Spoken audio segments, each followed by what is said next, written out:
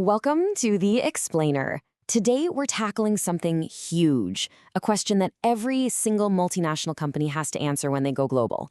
We're going to dig into that constant tug of war between going big and, well, staying local. All right, so here's the game plan. First step, we're going to hit that core product question. Standardize or adapt. Then we'll look at how new ideas spread and how products live and die across different countries. After that, we'll get into the magic of branding. And to wrap it all up, we'll see how companies try to get the best of both worlds. All right, let's jump right into the deep end. We're starting with what is arguably the biggest decision in all of international marketing. I mean, this one question, it pretty much sets the stage for everything else that follows. And here it is. It seems so simple, right? Should our product be exactly the same no matter where you are in the world? This is the central debate.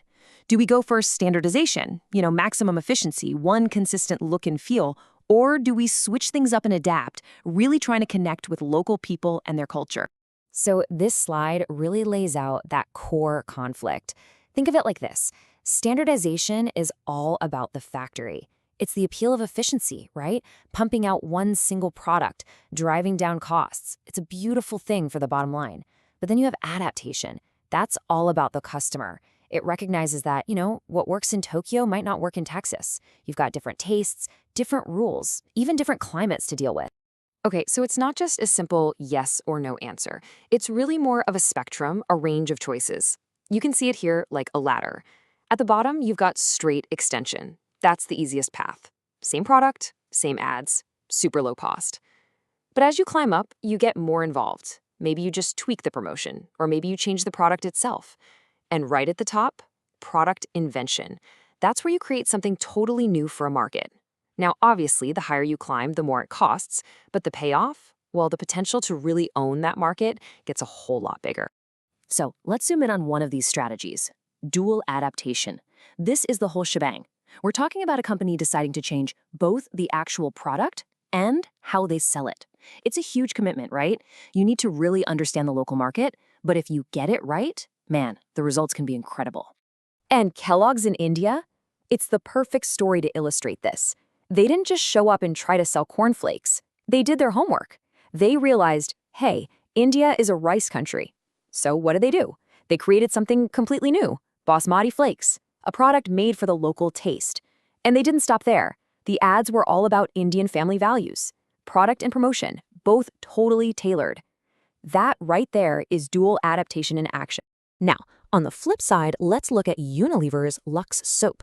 This is a brilliant example of promotion adaptation. For years and years, the soap itself was pretty much the same everywhere in the world. The secret sauce wasn't in the product, it was in the story they told about it.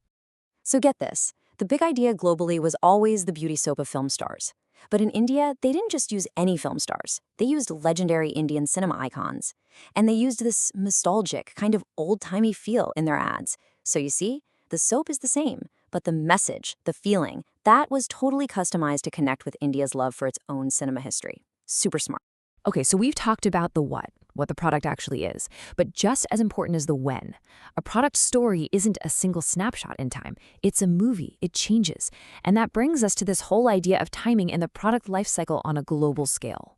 All right, quick recap, because you've probably seen this before. The good old product lifecycle, or PLC.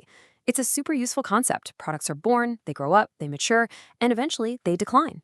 It's that classic curve you see in sales over time. Now, the International PLC takes that same idea and puts it on a world map. The theory goes something like this. A cool new invention usually pops up and gets made in a highly developed country first.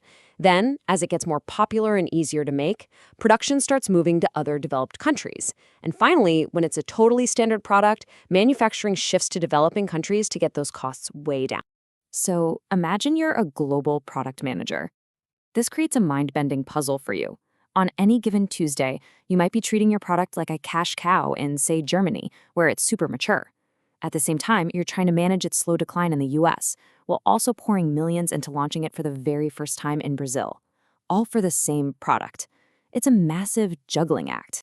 And here's the kicker. The game is speeding up a lot. These life cycles are getting shorter and shorter. That window you have to make money is shrinking.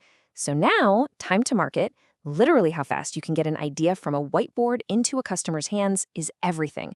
It's a flat-out sprint to innovate and launch, or you risk getting left in the dust. Okay, we've spent a lot of time on the physical stuff, the product itself. But let's be real, a product is just an object you can hold. A brand? A brand is an idea, a feeling, a promise. And that intangible layer is often what really separates the winners from the losers. So let's dive into that. This quote is just perfect. It tells you everything you need to know. Think about it. In a blind taste test, it's basically a 50-50 split between Coke and Pepsi. But the second you let people see the can, whoosh, Coke's preference goes through the roof. What does that tell you? It proves, without a doubt, that the brand isn't the liquid. It's the story, the feeling, the whole idea that lives inside your head. And that power, that feeling in your head, actually has a name on the balance sheet. It's called brand equity. It's basically the extra money someone is willing to pay for your product just because your name is on it. It's the value that comes from the reputation, not the raw materials. The branding guru David Aker broke this down into 5 key pillars. It all starts with simple awareness. I mean, do people even know who you are? From there, it's about what they think of you, your perceived quality, and the associations that pop into their head when they hear your name. But the real holy grail is brand loyalty, getting people to choose you time and time again.